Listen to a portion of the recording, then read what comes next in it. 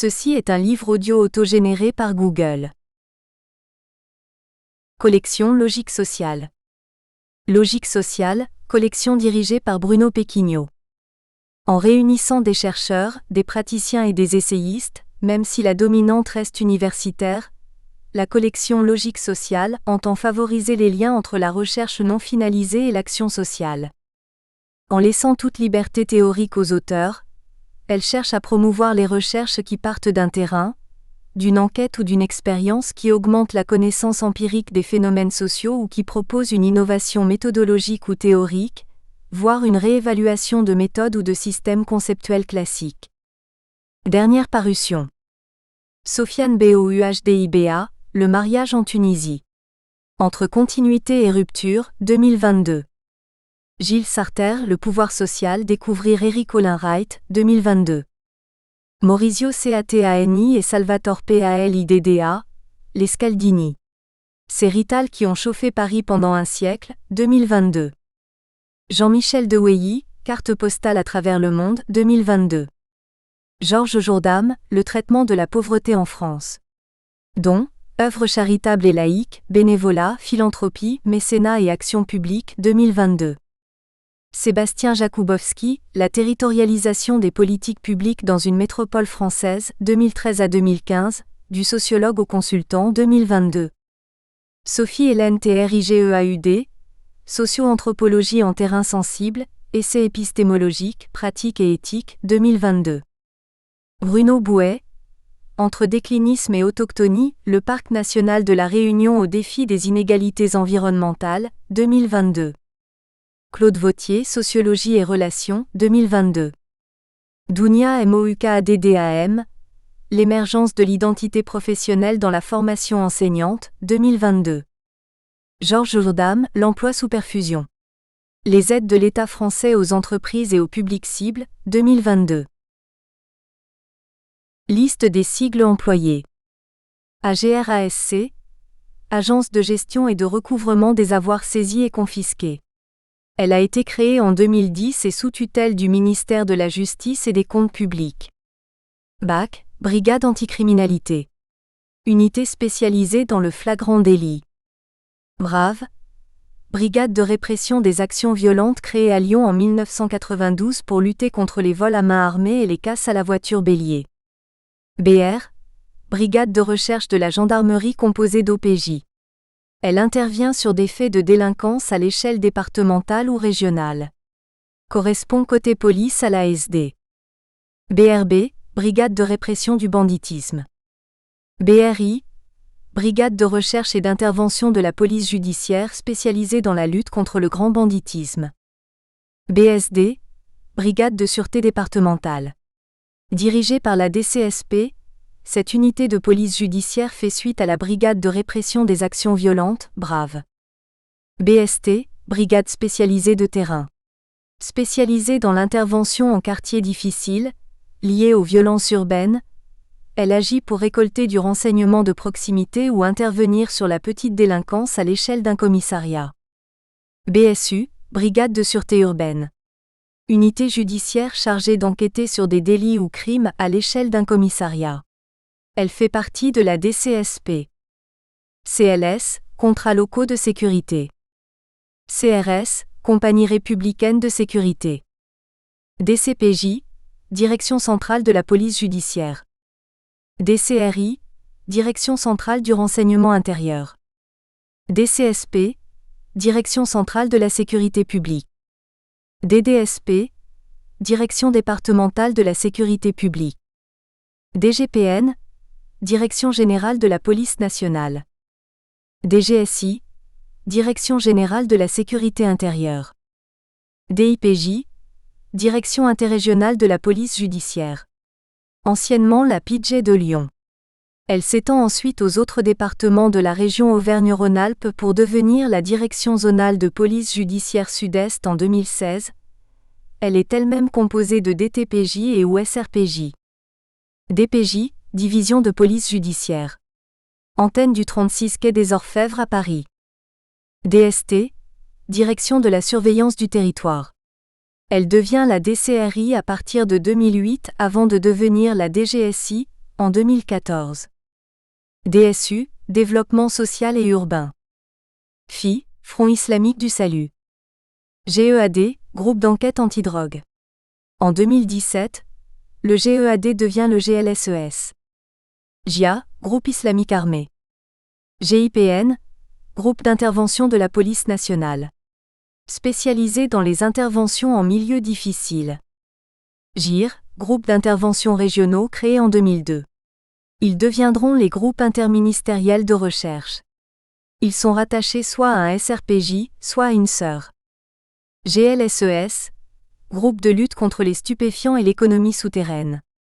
GLTD, Groupe local de traitement de la délinquance.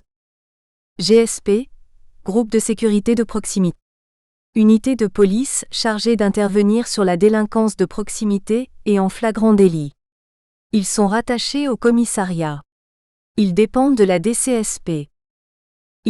Infraction à la législation sur les stupéfiants. INPS, Institut national de police scientifique. IRA, infraction révélée par l'action des services. JIRS, juridiction interrégionale spécialisée. Juridiction spécialisée dans la lutte contre la criminalité organisée et la délinquance économique et financière complexe. JLD, juge des libertés et de la détention. OCRTIS, Office central pour la répression du trafic illicite de stupéfiants. Il devient l'OFAST en 2020. OFAST, Office anti-stupéfiant créé en 2020. Il est rattaché à la DCPJ. OFDT, Observatoire français des drogues et des toxicomanies. Il devient l'Observatoire français des drogues et des tendances addictives en 2021. OPJ, Officier de police judiciaire. PJ, Police judiciaire. RAID pour recherche, assistance, intervention, dissuasion. Groupe d'intervention spécialisé dans le terrorisme, le grand banditisme, la prise d'otages, etc.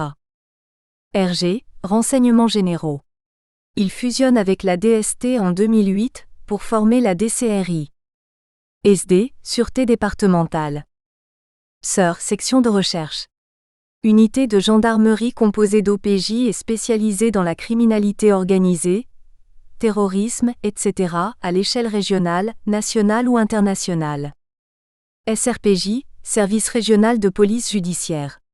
Il dépend de la DCPJ. STIC, Service de traitement des infractions constatées. Fichier informatique national collectant, à partir de procès-verbaux, des renseignements sur les procédures, infractions, victimes, mis en cause, etc. TGI, Tribunal de grande instance. TRACFIN, Service de renseignement placé sous l'autorité du ministère de l'économie. Il lutte contre les circuits financiers clandestins, le blanchiment d'argent et le financement du terrorisme. ZSP, Zone de sécurité prioritaire. Introduction. Il y a 20 ans, alors qu'il s'attendait à couper court à un petit trafic de drogue situé au pied d'une cité HLM, les enquêteurs d'une brigade des stupéfiants d'un commissariat d'arrondissement de Lyon voient leur affaire prendre une direction inattendue. Entre trafic de stupéfiants et blanchiment d'argent, intégrisme religieux et grand banditisme, les policiers et les magistrats chargés de l'affaire durent redoubler d'efforts pour venir à bout de cette enquête et prendre la mesure du trafic de drogue, ce fléau de plus en plus multiforme, Betati, 2015, dont l'enracinement et l'ampleur des ramifications dans les quartiers populaires ne cessent de faire l'actualité. Ce livre retrace la genèse et le déroulement de cette enquête policière et judiciaire, remonte le fil des événements avec pour ambition de reconstituer les actes procéduraux et les opérations pénales mises en œuvre par les policiers et les magistrats tout au long de cette affaire de stupes.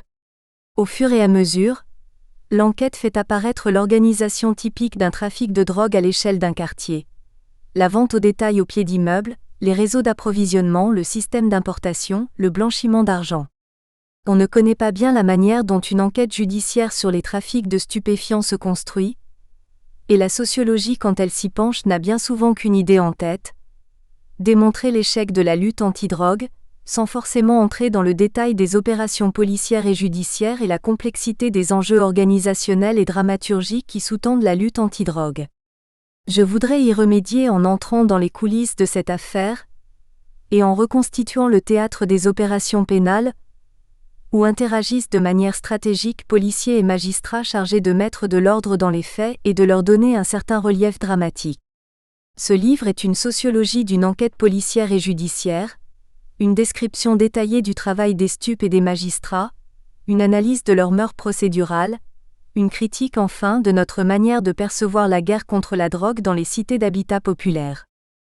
Cette reconstitution s'appuie sur des faits qui se sont déroulés à la fin des années 1990, entre 1998 et 1999, dans une barre HLM d'un quartier pauvre de la banlieue de Lyon. J'ai eu accès à ces faits par l'enquête policière et le procès pénal qui les a révélés, et au terme duquel 133 personnes ont été interpellées, 30 ont été incarcérées, 22 kilos de cannabis, 200 grammes d'héroïne, 132 grammes de cocaïne ont été saisis, ainsi que 2 kilos de bijoux et de pierres précieuses et 200 000 francs en petites coupures dans différentes barres des immeubles HLM du quartier. 9 autres personnes seront écrouées au motif d'autres faits connexes, vol à main armée, recel, etc.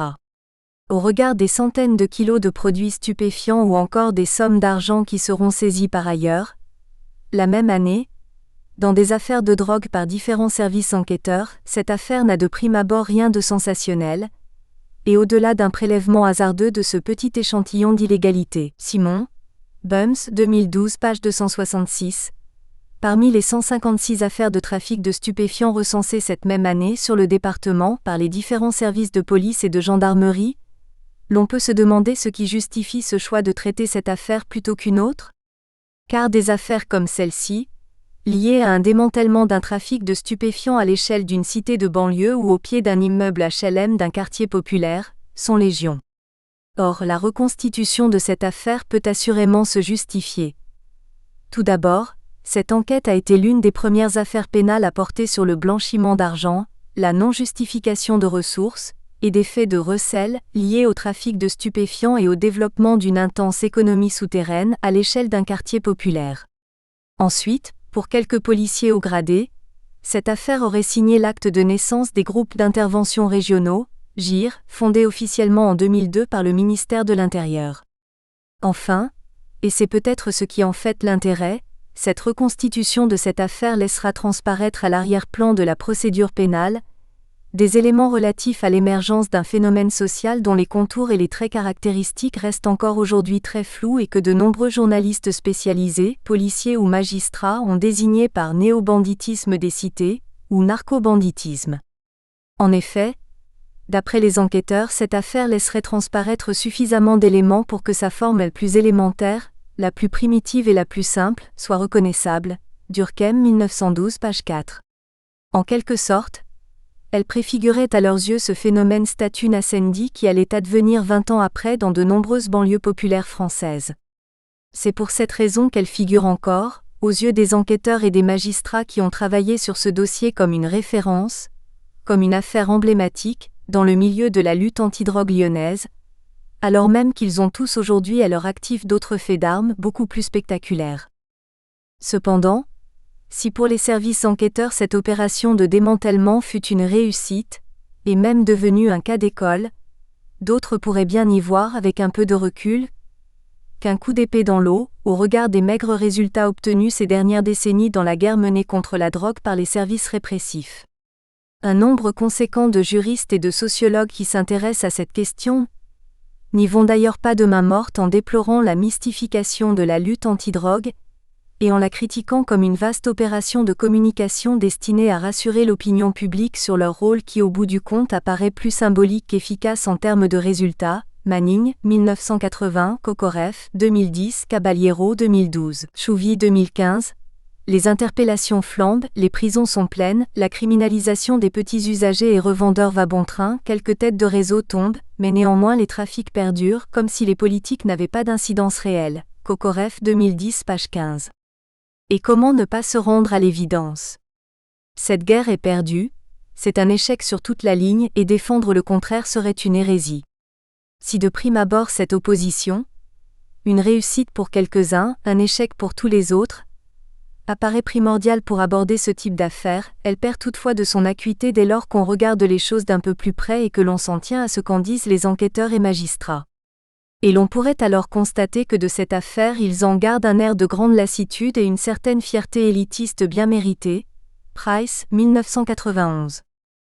L'enquête judiciaire a duré plusieurs mois, de la fin de l'été 1998 à la fin de l'hiver 1999, plusieurs mois durant lesquels 4 policiers d'un groupe d'enquête antidrogue, GEAD, auxquels des policiers de la Sûreté départementale, SD, leur seront adjoints par le parquet pour mener à bien leurs actes d'investigation judiciaire, auront planqué jour et nuit dans un appartement des ', une cité HLM, plongée dans la pénombre, donnant sur la barre des 120.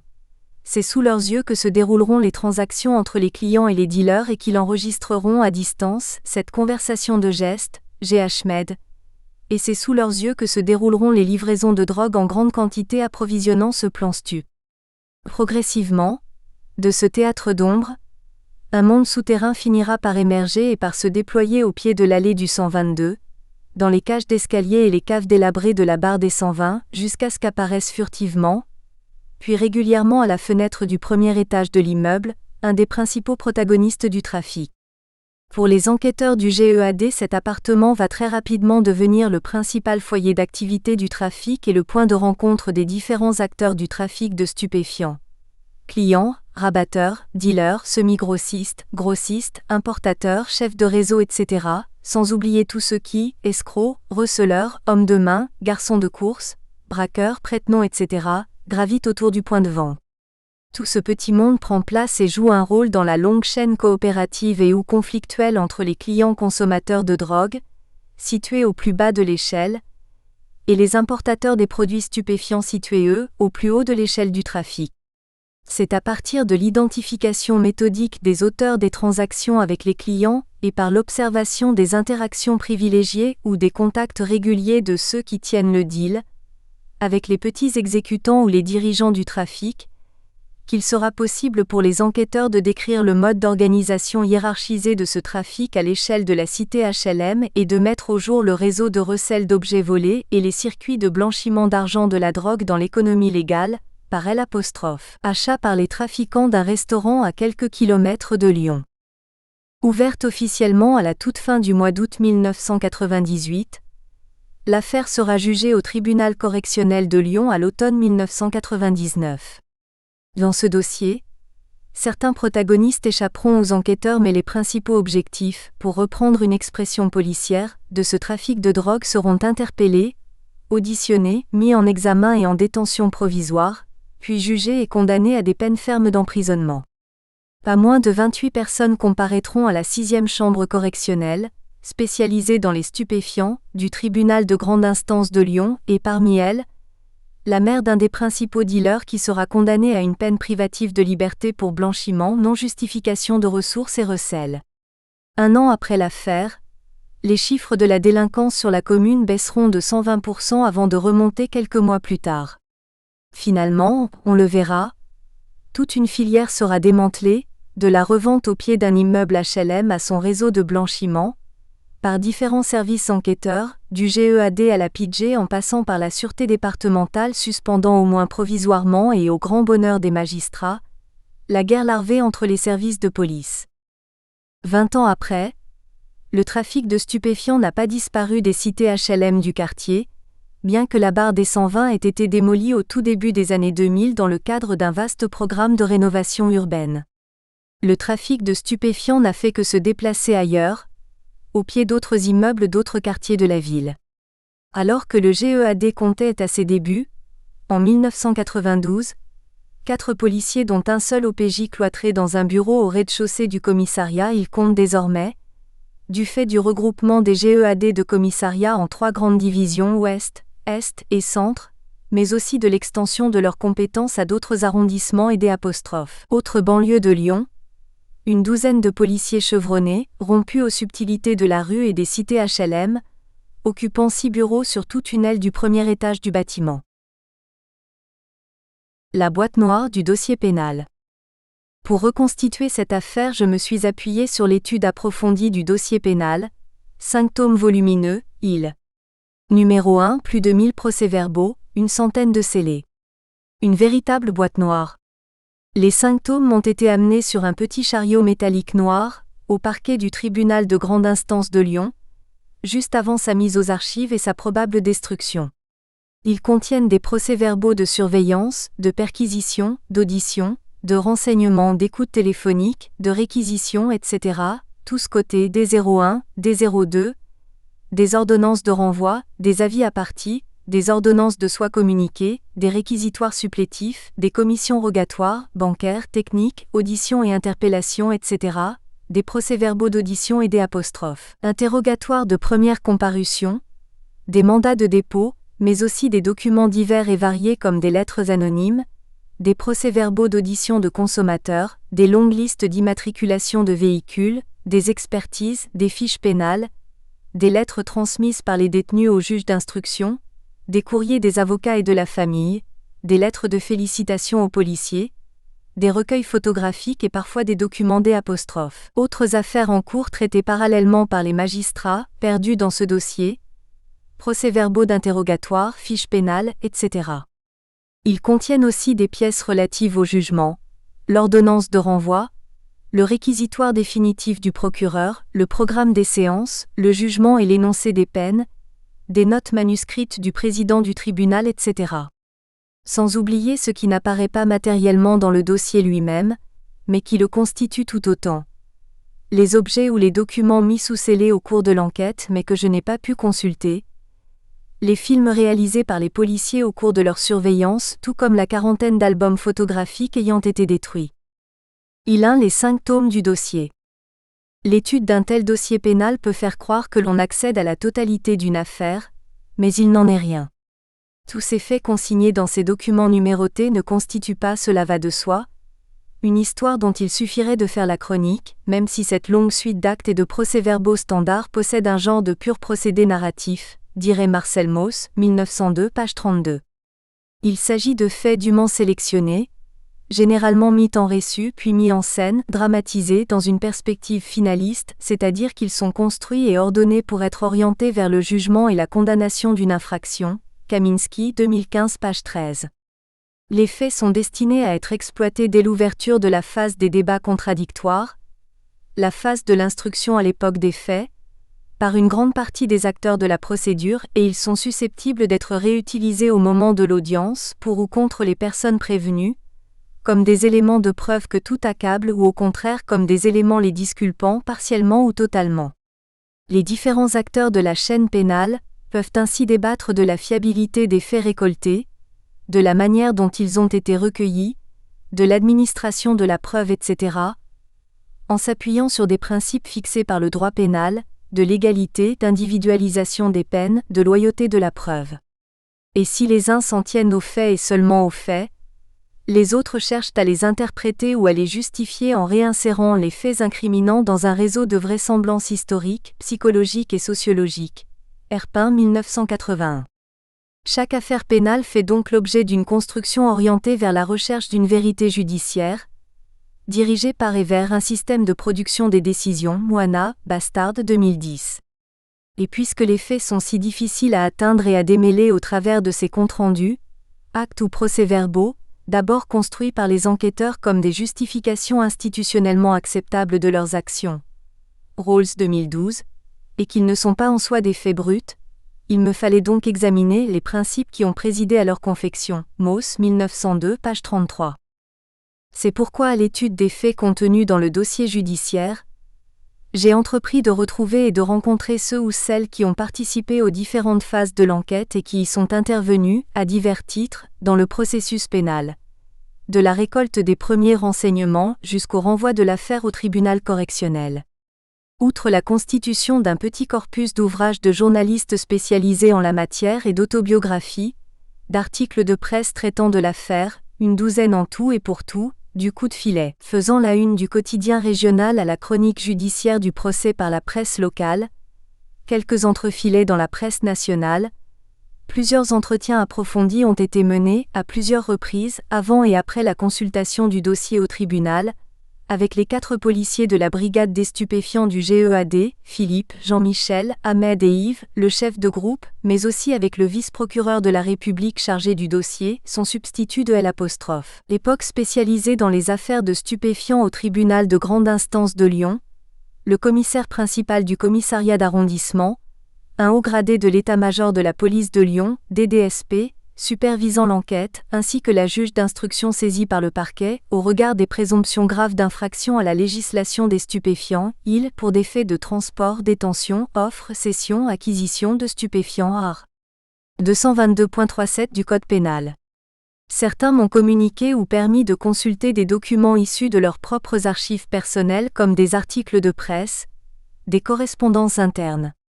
Ces documents remontaient généralement à la surface, au cours de nos entrevues. J'ai complété ce travail de recueil de témoignages par d'autres interviews. L'une a été menée avec Nabil, un homme de main du grand banditisme, ayant habité le quartier et côtoyé la plupart des dealers qui seront au terme de l'affaire incarcérés. Il m'aura permis de croiser les sources d'informations et d'obtenir une description détaillée des modes d'organisation et de structuration du trafic de drogue et des mondes criminels dans ces quartiers paupérisés. À cet entretien, se sont ajoutées 2 autres entrevues avec des commissaires de la police judiciaire de Lyon spécialisés dans la lutte contre le grand banditisme. Ils étaient tous les 2 en poste au moment des faits, aux premières loges de la lutte contre les trafics internationaux de stupéfiants. Reconstitution historique, approche pragmatique. Il n'aura échappé à personne que j'ai, à plusieurs reprises, employé sans l'expliciter davantage le terme de reconstitution pour qualifier ma démarche d'investigation. Il convient donc d'apporter quelques précisions sur la nature même de cette pratique au moment où les historiens l'ont remise au goût du jour dans le but de donner une autre intelligibilité aux faits, traditionnellement examinés à partir de sources écrites, d'archives, de rapports d'expertise ou de dossiers, Artière 2013 page 59. Ce terme de reconstitution n'est évidemment pas neutre pour qui aborde les affaires judiciaires. En effet, cette pratique est d'abord un acte judiciaire susceptible d'intervenir dans le cours du procès pénal, en particulier au moment de l'instruction. C'est un acte majeur et incontournable en matière criminelle. Pour le juge d'instruction, il s'agit de se transporter avec les différents acteurs de la procédure sur les lieux de l'infraction, sur une scène préalablement préparée à l'identique mais modalisée, dirait Erving Goffman, 1974, dans le but de permettre aux acteurs principaux de la procédure de se remettre en situation sur les lieux de l'infraction ou dans des conditions équivalentes. Cette remise en situation, au plus près de la réalité, apparaît fondamentale tant elle permet de retracer le déroulement des faits, de les matérialiser et d'en améliorer plus largement la compréhension. Cet acte judiciaire peut s'avérer déterminant à la manifestation de la vérité. Cependant, cet acte de reconstitution considéré comme neutre ne se réduit pas à un examen technique des faits instruits, décomposés et objectivés froidement par des experts ou par les coopérants à la procédure. Plus qu'un acte de procédure, c'est bien souvent pour les acteurs y participant une épreuve. La remise en situation a pour fonction de faire appel à la mémoire, de faire remonter des souvenirs et de réintroduire après les premières séries d'auditions et interrogatoires, un nouvel espace de débat, une nouvelle arène dans laquelle s'affronteront éventuellement différents points de vue à propos de ce qui s'est véritablement passé dans ces lieux. Écarter des hypothèses ou en suggérer d'autres, s'expliquer, faire entendre des arguments, contester, opérer des rapprochements, etc.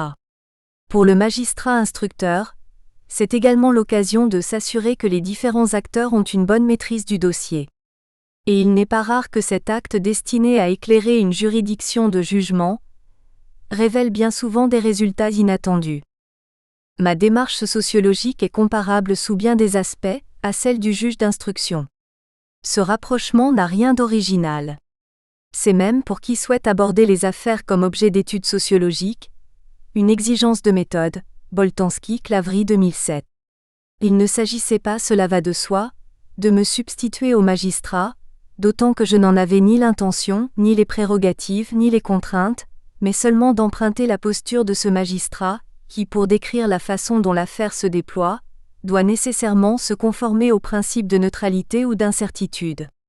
Le juge d'instruction ne juge pas.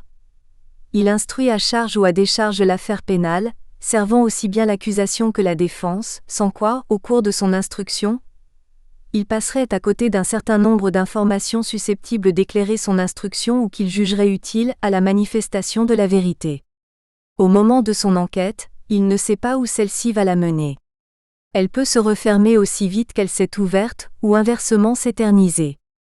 Ce principe revendiqué par le juge d'instruction n'est évidemment pas sans rappeler celui de la neutralité axiologique, cette règle de base que le sociologue doit respecter dès lors qu'il doit entendre différentes versions d'une affaire et cela sans que ses propres valeurs, ses préjugés, ne viennent brouiller le recueil et l'analyse des données empiriques. Weber 1917. J'ai choisi de ne pas démarrer ce récit avec ce pacte de lecture, si largement répandu, selon lequel la guerre contre la drogue est un échec, la répression une erreur fondamentale, et cette affaire reconstituée en serait une nouvelle illustration, une confirmation de plus.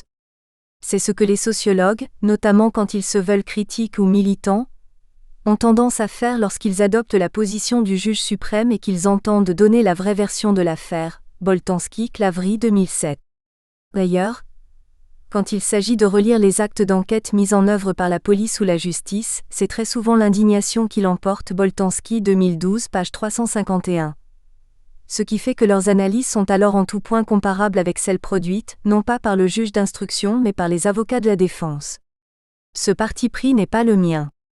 J'entends simplement éclairer des pratiques d'enquête et de jugement sans préjuger de leurs effets, sans les disqualifier au préalable ou inversement avoir le souci de les réhabiliter. Mon approche se veut résolument pragmatique, et non dogmatique, au sens où elle en respecte les principes et où elle en revendique l'empirisme de base. Heinrich 2006, Lemieux 2018. Une approche CADREANALYTIQUE. Cette reconstitution sociologique prend appui sur la sociologie développée par Erving Goffman qui a décrit la vie sociale comme un film au montage serré. Winkin 1988 page 22. Cette approche a été mise en évidence dans son travail sur la cadre-analyse, Goffman 1974, Heinrich 2020. Sous cet angle, si l'enquête pénale peut apparaître comme un film au montage serré avec ses activités de chant et de contre-chant, son script et son scénario, ses plans larges ou rapprochés, ses séquences, ses rushs, sa mise en scène, son décor, ses acteurs principaux et ses seconds rôles, etc. Ce qui en fait presque une production de type cinématographique, Olszewska 2012, avec la cadre-analyse, c'est le film dans le film. En effet, les trois cadres fondamentaux répertoriés par Goffman, cadre primaire, mode et fabrication, ont la particularité d'organiser l'activité, de structurer notre perception des événements mais d'être également vulnérables à la transformation. Ainsi, le cadre primaire est le cadre le plus élémentaire et le plus empirique qui soit. Son application donne un ensemble d'informations limitées permettant de réduire les significations possibles d'un mot, d'un acte, d'une situation, ou d'un événement qui se déroule sous nos yeux. Cependant, certaines séquences d'activités ou situations, à l'intérieur de ce cadre primaire, peuvent faire l'objet d'une double transformation. Soit elles font l'objet d'une modalisation. On transforme alors légèrement la réalité du cadre primaire sans l'altérer, mais tout en la régissant autrement. Certains de ces éléments vont se révéler décisifs, ou se voir dotés d'une toute nouvelle signification. Une reconstitution est à ce titre exemplaire, tout comme la mise en scène théâtrale que représente le procès au tribunal, Garfinkel 1956, Kokorev 2010. Soit elles font l'objet d'une fabrication. Dans ce cas, il s'agit pour certains acteurs de la procédure de tromper les autres sur la signification qu'ils avaient jusqu'à présent attribuée aux événements et à la réalité qu'ils tenaient pour acquise.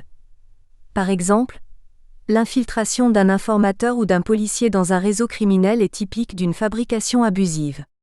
Ces changements de cadre ou ces activités de transformation et de retransformation s'opèrent en coulisses, lorsqu'il s'agit d'enquêter, en toute discrétion, sur l'activité supposée répréhensible, mais aussi sur différentes scènes, quand il s'agit d'évaluer la légalité du cadre préalablement mobilisé et délibérément déployé par les acteurs de la procédure. J'observerai ainsi combien enquêteurs et magistrats manient et combinent une pluralité de cadres à l'intérieur même de leur activité et stratégie procédurale. Il sera intéressant de voir à quel niveau et quand ces cadres plus fondamentaux, modalisation, fabrication, s'immiscent dans la procédure pour constater qu'une affaire a une vie souterraine avant de faire partie du catalogue d'une organisation. Le sociologue Peter K. Manning, l'un des premiers à avoir étudié les brigades des stupes et fin connaisseur de l'œuvre de Goffman, évoquait à juste titre l'idée que les dealers et policiers spécialisés dans les stupes participent au même jeu, 1980, un jeu auquel il leur arrive de se laisser prendre. Manning n'a pourtant que très peu utilisé la cadre-analyse. Il s'est davantage centré sur la perspective dramaturgique, maîtrise des impressions, gestion de l'image de la police, dans le but de renouveler les perspectives traditionnellement adoptées pour analyser les organisations sociales, Goffman, 1973, page 226 et suivante, Manning 2008.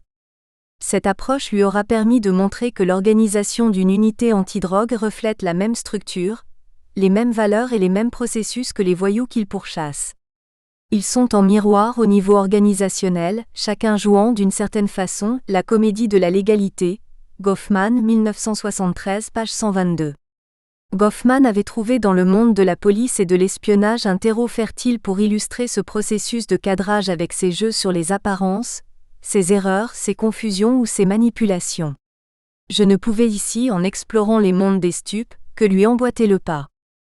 Comme le juge d'instruction, le sociologue se doit de constituer et d'instruire en toute indépendance et de manière impartiale le dossier, à partir d'une série d'investigations qu'il aura jugées utiles pour son enquête. Car le juge d'instruction a une fonction d'enquêteur, Van Ruymbeck, 1998, page 124. Cette fonction consiste à rassembler plusieurs récits de l'affaire, à établir les faits ainsi qu'à s'interroger sur la personnalité des auteurs présumés de l'infraction. Comme le juge d'instruction, le sociologue doit à son tour mettre en scène le procès en recueillant et en enregistrant le rapport des acteurs, et son rapport de recherche est d'abord un procès-verbal de ces enregistrements, un rapport des rapports. Il s'astreint en effet à suivre les acteurs au plus près de leur travail interprétatif, se frayant un chemin au travers des rapports qu'ils ont constitués. Il prend au sérieux leurs arguments et les preuves qu'ils apportent sans chercher à les réduire ou à les disqualifier, en leur opposant une interprétation plus forte. Il est attentif à la façon dont les acteurs eux-mêmes construisent des rapports qui se tiennent et qui visent à l'objectivité et à la généralité, en opérant un travail de sélection, entre ce qui dans le contexte de l'affaire peut être dit nécessaire et ce qui peut être laissé à la contingence. Boltanski, 1992, page 56. C'est sur ce principe que je me suis appuyé pour reconstituer dans toute sa complexité le jeu et l'action réciproque des différentes phases du travail d'enquête judiciaire, la genèse et le développement de l'affaire jusqu'au démantèlement d'un réseau de trafiquants et de blanchiment d'argent. Cette reconstitution comme pratique ne se borne pas à un travail de clarification et d'explicitation des propos des policiers et des magistrats parties prenantes, et très souvent conflictuelle, de la procédure judiciaire et plus largement du procès pénal. Certes, il y a déjà fort à faire pour élucider ou clarifier, lors des entretiens menés avec les policiers et les magistrats, certains documents compris dans le dossier pénal, pour en savoir davantage sur certaines déclarations ou formulations écrites qui m'apparaissaient à la lecture des procès-verbaux particulièrement sibyllins. Il y a une autre dimension qui s'est progressivement avérée essentielle pour mener à bien cette enquête sociologique. En effet, si la reconstitution est l'occasion de se replonger dans l'événement, elle est surtout l'occasion de se reconfronter au lieu, Artière 2013, page 67. Ainsi, j'ai réalisé 15 ans après l'affaire, plusieurs observations ethnographiques au sein du GEAD dans le but de mieux comprendre le type d'enquête mise en œuvre par les enquêteurs pour démanteler les réseaux et couper court au trafic de rue.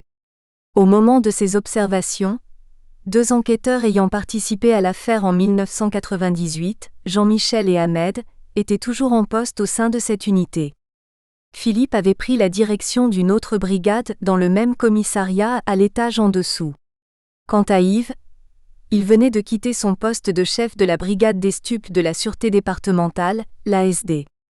Des observations supplémentaires du travail des brigades des stupéfiants à la sûreté départementale de Lyon, puis au sein du GIR et enfin à la brigade des stupes au sein des locaux de la PJ de Lyon auront complété le tableau. Un suivi d'audience correctionnelle au tribunal de grande instance de Lyon s'ajouteront à ces observations. En retournant sur les lieux, la cité, le commissariat, le tribunal, en présence de ces mêmes policiers, en se retrouvant 15 ans plus tard en situation d'interaction réelle avec le GEAD, En observant de près le travail de terrain des enquêteurs, les situations auxquelles ils sont quotidiennement confrontés, leurs relations avec leurs collègues, avec les magistrats, avec les personnes mises en cause, etc., en jouant aux flics, puis en M', entretenant tour à tour avec eux, en lisant les procès-verbaux du dossier, en retrouvant et en interviewant les magistrats, j'ai fini par développer des liens singuliers avec tous ces acteurs et les lieux qu'il serait étrange de dénier. Artière 2013 page 71. Cette proximité, si ce n'est cette familiarité, au risque de l'incarnation et de l'identification, dit l'historien, s'est avérée être une expérience déterminante, bien que déstabilisante, dans l'intelligibilité de cette affaire.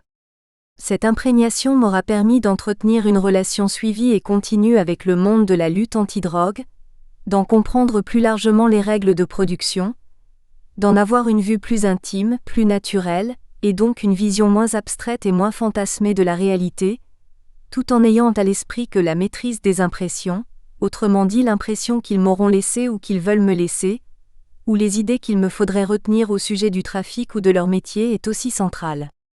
Comme le note Erving Goffman, l'intérêt d'un travail de terrain pour le sociologue est de parvenir à être traité comme un témoin, voilà une autre catégorie du monde judiciaire, et non pas comme un simple interviewé ou un simple curieux de passage venu récolter quelques données sans intérêt.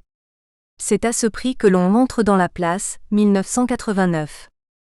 Cette reconstitution m'aura fait jouer plusieurs rôles très différents, me permettant de circuler entre différents points de vue, entre différents lieux, de varier mon positionnement sans toujours en avoir une conscience aiguë. Gold, 2003.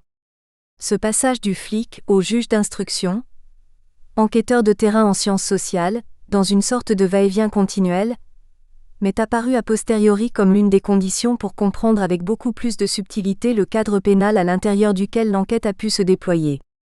Ce n'est qu'à partir de ce cadre primaire, où toute une série d'enquêtes policières et judiciaires se déroulent quotidiennement et de manière routinière, que des policiers en sont venus à doter l'une d'entre elles d'une certaine exemplarité ou représentativité, et à être érigées comme typiques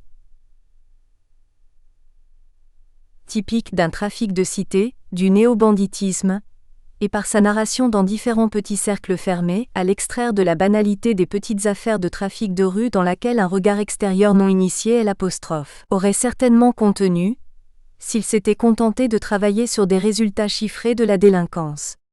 C'est le récit qui a été fait de cette affaire qui en quelque sorte, l'a sortie de l'anonymat, et que les faits de présenter sur le plan juridique sont devenus sur le plan sociologique, représentatifs. Le sociologue que je suis n'ayant fait finalement et opportunément que suivre le mouvement en lui ajoutant par-dessus un autre récit, cette fois-ci de type scientifique, par le biais de la reconstitution. En cela ma démarche n'est ni plus ni moins vulnérable qu'une autre enquête à sa transformation, à sa représentation. Goffman, 1974. L'enquête réelle, ainsi reconstituée, se transforme en un récit doté d'une cohérence à partir duquel chacun, autrement dit chaque lecteur, pourra se faire une fiction, cette part littéraire cinématographique, presque maudite, du récit sociologique mais qui est forcément l'un des cadres, une sorte de fond commun, dirait Goffman, à partir duquel tout lecteur aborde le monde policier ou judiciaire. Boltanski, 2012. Je n'échapperai pas de toute évidence à cette épreuve de cadrage, au fait que les enquêteurs et les magistrats mobilisent eux aussi le film, puis la série comme horizon de référence. Comme me le mentionnera le substitut alors chargé du dossier. Voyez L627, c'est exactement cela. Policiers et magistrats spécialisés dans la lutte contre les trafics de stupéfiants seront donc les principaux protagonistes de cette reconstitution. Après plus d'une quinzaine d'années, pour la plupart d'entre eux, il a été difficile de se souvenir dans le détail de l'enquête, sur bien des points leur version différait. Certains épisodes qui m'ont été relatés étaient exagérés, dramatisés, d'autres relativisés, déformés, oubliés, peut-être même refoulés, etc. Mais cela m'a permis d'accéder à cette partie de l'enquête initiale, c'est-à-dire l'enquête de police qui pour une bonne partie est... Nous espérons que vous avez apprécié cet aperçu. Pour continuer à écouter ce livre audio sur Google Play Livres, utilisez le lien dans la description de la vidéo.